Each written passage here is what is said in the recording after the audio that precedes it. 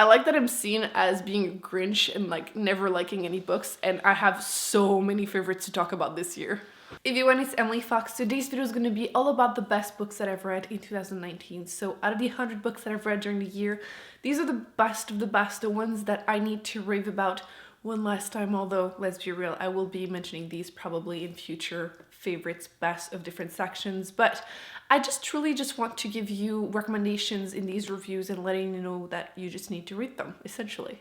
By the way, I am doing a end of year series, so definitely subscribe to not miss all the videos. I will link them down below once they are up. So I'm doing my most surprising, most disappointing, worst and best books of the year, and a few other little new additions, so definitely don't want to miss out on any of those. But yes, let's get to the good stuff, the good books. In no particular order, because I refuse to choose between my favorite children. So, Skyward by Brandon Sanderson.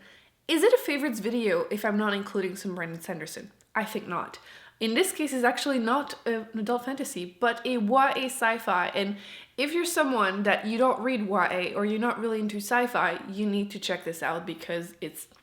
As always, the premise is a little complicated to explain, but let me attempt my best. In this universe, you're following the remnant of humanity that are constantly being attacked by aliens, and they are trying to fight back. So the heroes of those people are their pilots, and you're following a girl who her dad used to be a pilot, but he was killed during an epic battle because he decided to fly away and escape, and he was killed in shame. So it's obviously reflecting on her and her family, and then she is attempting to clear his name, or at least herself try to get into the pilot position so she can finally absolve herself at least from that shame. And yeah, a lot happens. What I enjoyed in here is that it is a thick book, which is very common in YA books, but for once I felt like there was no fluff. It's not like you're reading half the book and you're like, oh, it flew by, but nothing happened, you know what I mean?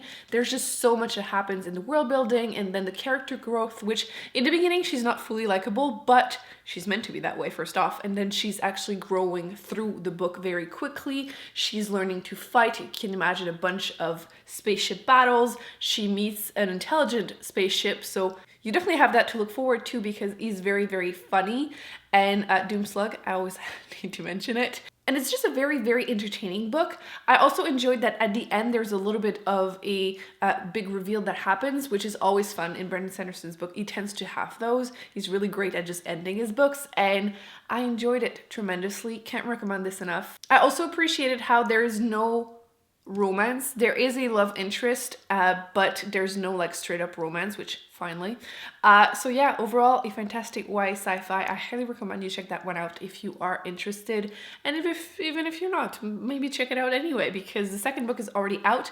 I'm picking this up like literally the beginning of January. I did already pre-order it as soon as it was like announced, but it's still in the mail, so I'm dying right now. But in January, as soon as it arrives, essentially, I will be reading it and I will happily collect it. By the way, this is the UK edition, if you're wondering. So much better than the US one, so definitely recommend checking out Book Depository if you want to order this one. But yes, love it. Let's keep going with some sci-fi. Vengeful by V.E. Schwab. This is the second book in the Villains series. It was going to be a duology, but it's now a trilogy, which I'm super excited about.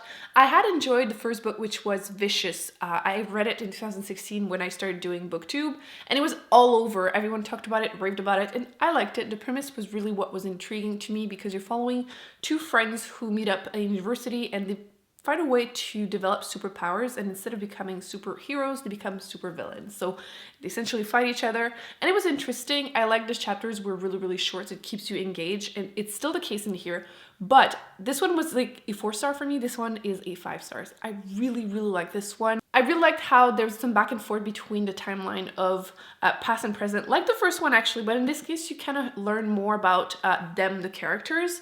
And you meet my favorite supervillain of all time. I feel like some people will be like, oh, I like the villain in that book. And I'm like, meh, it's just a villain. Who gives a shit?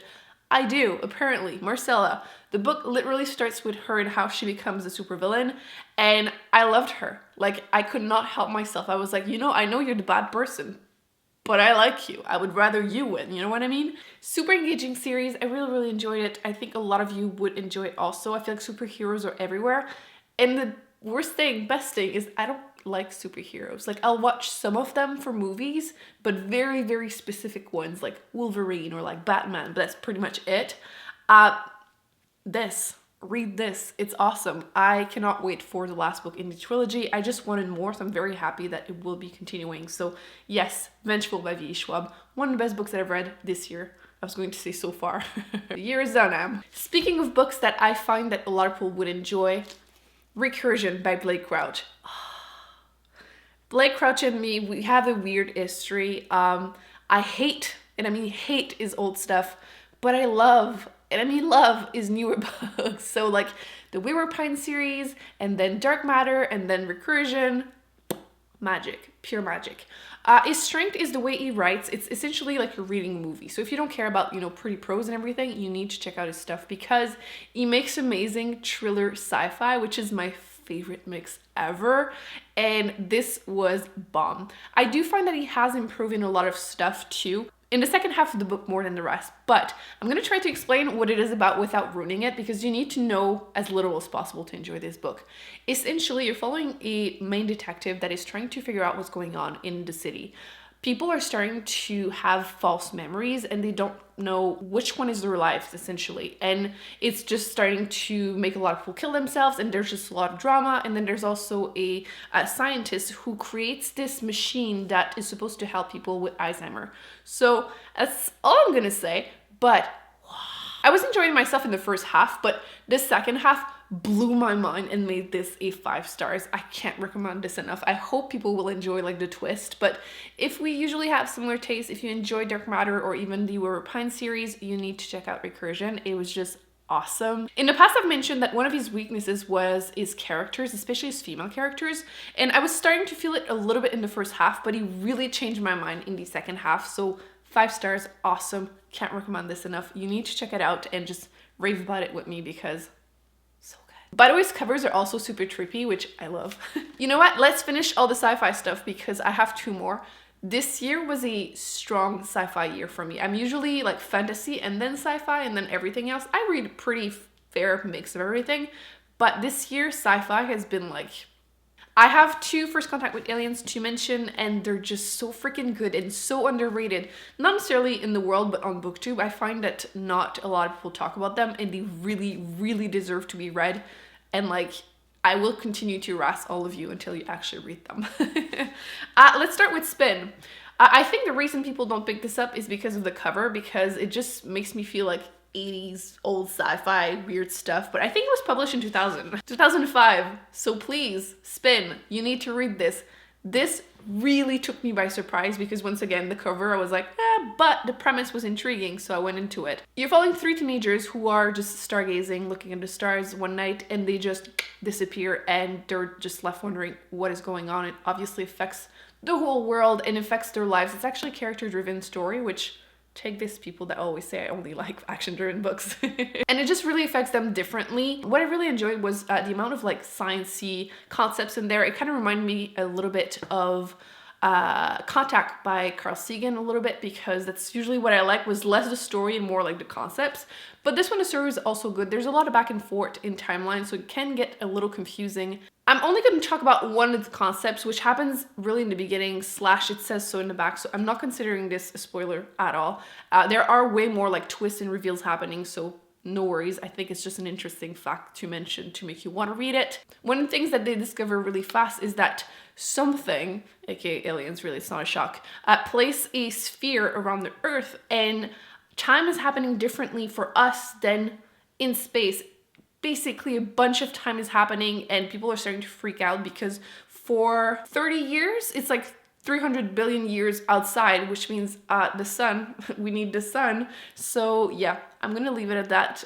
Very, very interesting little book that I highly recommend. It's actually, I believe, a trilogy, but it stands on its own really, really well. I've been told that the rest weren't really that great, so I think I'm just gonna consider this a standalone and you need to read it. The Sparrow.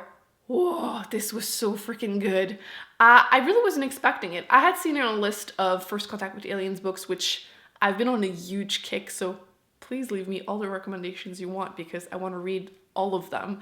But this was also a character-driven one. I've been calling it the A Little Life of Sci-Fi, and it's not as dramatic, but obviously there's still a bunch of trigger warnings in here. And it blew my mind because humanity hears a signal in space and decide to send a team there to make contact.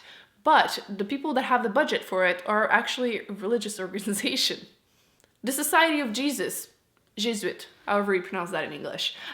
So they send one of their priests there with a team of people, and you see, again, different timelines. You see their past, how they met, because they mostly know each other. You see what happens on the planet, and then you see the after, which is, I guess, the present, where there's only the priest that came back alive. Everyone else is dead, and he refused to explain what happened. He's clearly traumatized. He's actually struggling with his faith, and it's just super interesting. I'm not religious, and even though the team is somewhat religious in here, it's not a religious book whatsoever, so don't be afraid of that. But it's just such an interesting, again, character-driven sci-fi. And the concepts are very, very intriguing too. I would say that if you like literary fiction, if you like even anthropology, you would definitely still think that this is an interesting book. I can't recommend this enough. Obviously, not everyone is going to like this, but it really took me by surprise because, once again, usually whenever you read a sci-fi and there's a religious group, it's like, ooh, let's kill everyone because, you know, whatever. But this is really not how it goes in this one. And yeah, it really took me by surprise. One of the best books that I've read this year so far. Why do I keep saying that? Speaking of A Little Life, yeah, this was amazing. This was part of my big book reading challenge. I was trying to read a big book every month, and this is a thick one. I have been dreading reading this for years because, first off, it's huge. Second of all, it's very intimidating because it's literary fiction and it's on so many people's lists of like best book I've ever read. And then you get a bunch of people saying that it's just ridiculously sad to the point where it's torture porn. And I don't fully disagree. However, if you go into it expecting it, because trigger warning again for absolutely everything, this broke me. I don't cry easily, which I feel like I've been saying a lot, probably because I've been talking about this a lot, but I don't cry easily, and this literally broke me. I felt horrible for some of these characters. You're falling for a college student that meet in college, and then you see their lives. Once again, it's a character-driven book, and it's incredibly sad. You see, obviously, the good things that happens in their life, but also all the fights, all the drama, everything about their past too just resurfaces. And I met one of my favorite characters of all time, Willem. Wow, when I do a video about the most wholesome characters of all time, he's gonna be on there because he's just the love of my life. Jude has everything you can think of happening to him or has happened to him, and oh my gosh. And I always need to say it, but the last 100 pages, it took me a week to finish it because every time I would read 10 pages and I would be like, oh no, I can't, I'm gonna start crying again. Let me put this down. It took me a week to finish it, and I have no regrets. I just savored them, and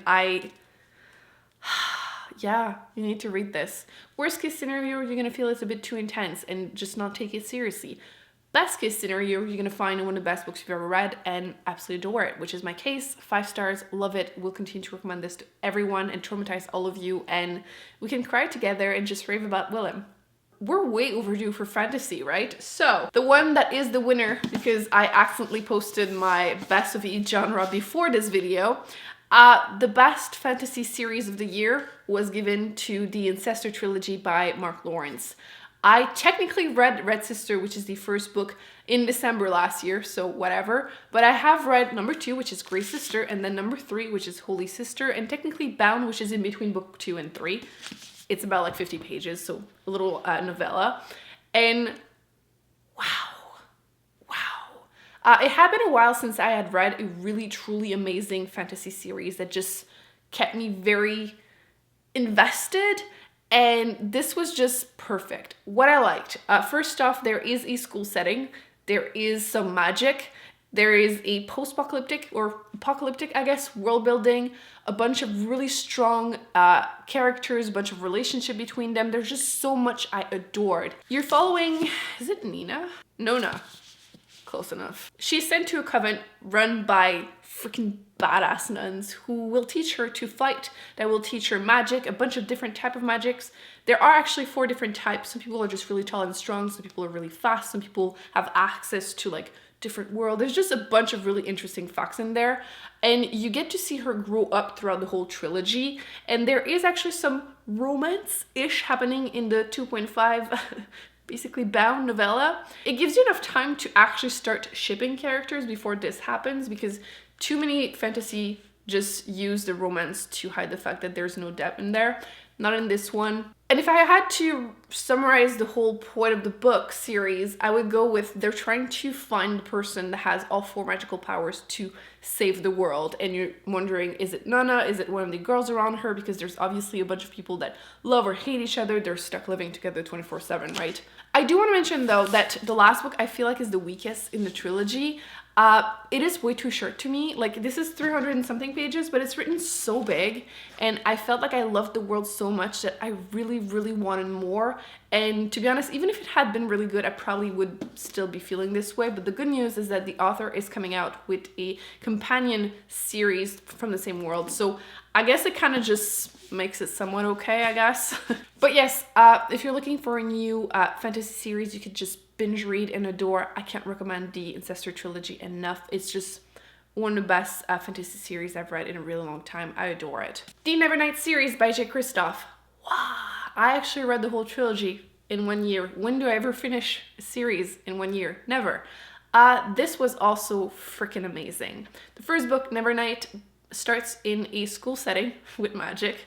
Can we see a team here? Mia wants to avenge her family. They've been killed, and she wants to become an assassin to get her revenge. So she goes to an assassin school where she will learn fighting, stealing, a bunch of magical stuff, because she is a darkling, meaning that she has a shadow she can talk to. Let's just leave it at that. They're kind of not sure what a darkling is. She kind of has to figure that out throughout the trilogy, and it's very interesting. I really liked, once again, the characters are very attaching, very interesting backstories too, and I liked also that the author was not afraid to kill some off, because that never happens, right? But it makes sense because it's an assassin school, and they do say in the back that, a bunch of people will die, so it's no surprise, it's not a spoiler. You can just expect that to happen, and that was really interesting. But then I picked up God's Grave, which Gladiator on crack, because that's what it is. It was fantastic, a lot of fighting, a lot of political intrigue, and you can see the world building better, like more and more as the trilogy advances, and this was really fantastic. And I did also read the last book, which again I think was the weakest of the 3. I still adore it. I still want so much more from the world because it's just so interesting. In this one, the author makes fun of himself a lot, because a lot of people complained for the first book was that the writing is very over the top. I didn't even notice it, just to tell you, but there are a bunch of notes in the bottom of the page, which can be a little overwhelming at first, but by the end, I really enjoyed it because it just gives you a bunch of information about the world, which I adored. But yeah, the author mentions that in the last book, and you kind of get to discover who is the narrator that you see, throughout the whole trilogy.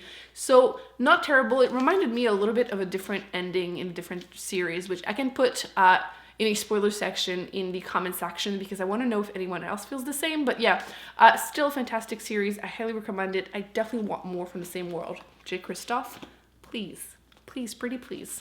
Next fantasy book, Dragon Republic. Yeah, I really enjoyed the Puppy War last year when it came out. Debut author came out of nowhere and it just exploded, and this is the second book. What I like in there is the magical system. In the first book, in the first half, you do get a magical school, which again, I'm not realizing, we've known. But in the second book, the world building continued to grow. There's obviously war, so again, trigger warnings for everything.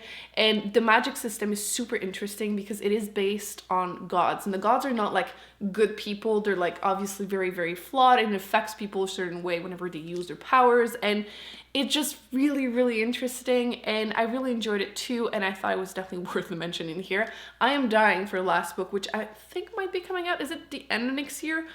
Soon, but not soon enough, essentially. And yeah, this was really, really great. Definitely recommend this. A lot, and I mean a lot of political intrigue. Been talking for so long that the sun went down. Last fantasy book, even though I like to think of this as historical fiction, sue me.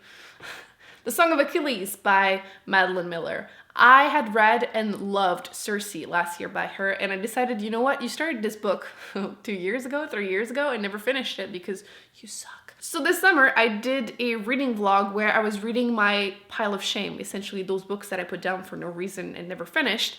And I actually reread the first 19 chapters, whatever, that I had read, and then listened to it as an audiobook, the whole thing, and it was just really, really good. I still prefer Circe because the narrator, her voice, she could read my grocery list and I would just still be there just wanting more. But this is a love story, a retelling of Troy War and Achilles and his love with Patroclus, and it was adorable and very interesting. And if you usually enjoy, again, literary fiction, I feel like you would enjoy that, and historical fiction, even though it's fantasy. I just put mythology with historical fiction in my head. So yes, this was definitely worth a mention. It was adorable. I also wanted to give a shout out to my 2 favorite nonfiction books. I don't tend to mention them very often. I need to do like a best of the ones that I've read. So very quickly, I wanted to rave about Becoming by Michelle Obama. This was the winner in the whatever section of nonfiction on Goodreads for my Choice Award. I was doing a challenge where I was trying to read the winners and some runner-ups. Told you some of them made it in here. That one was the winner too, and that one was in there. See? But Becoming by Michelle Obama. I went into this not knowing that much. She was not my first lady. I'm French Canadian, so obviously. So I didn't know that much about her except that she had been married to Barack Obama, the past president of the United States. And I knew she seemed like a really nice person, intelligent and poised, and I did not expect all of this. I'm obviously not big on biography, autobiography or anything, but in the audiobook, she's the one narrating it, which made it even better. I didn't fully care about some of the childhood stuff, but again, I expected that. However, I learned so much about her, and she seems like such a strong person, first off, for surviving all the shit people put her through and all the abuse. I didn't realize how educated she was, and I really appreciated the little tidbits of learning that she wasn't really into her husband when she first met him, and how she actually was kind of against him being in politics. And it was actually surprisingly super interesting, and definitely think that it is worth all the hype it's been getting. Also wanted to give a shout out to Educated by Tara Westover, which was the most abuse-filled book I've ever read in my entire life. I did also listen to that one as an audiobook because the waiting list was shorter like that at my library, and I don't think I would have finished it if I had read the physical book because it is heavy, and I mean heavy. The author is sharing her life, how she started from a girl that was homeschooled in the mountain in Idaho by survivalists, essentially people waiting for the end of the world, a very religious, very abusive family, and how she became someone with a PhD. There is some controversy around the whole story, it being real or not, but I enjoyed it. I thought it was very interesting, and I definitely think that it is worth a read if you can stomach it. So these were the best books that I've read in 2019. I really hope you enjoyed this video. Please let me know in the comment section the best ones you have read, and if you have any feelings about these ones, whether they are positive or negative, feel free to leave them in the comment section. Thumbs up, subscribe. I will be putting on the screen more videos that are coming up because again, the end of the year is not fully done, and I will link down below once again the ones that are currently up. I hope you have been enjoying this because I have for sure, and I will see you in my next video. Bye.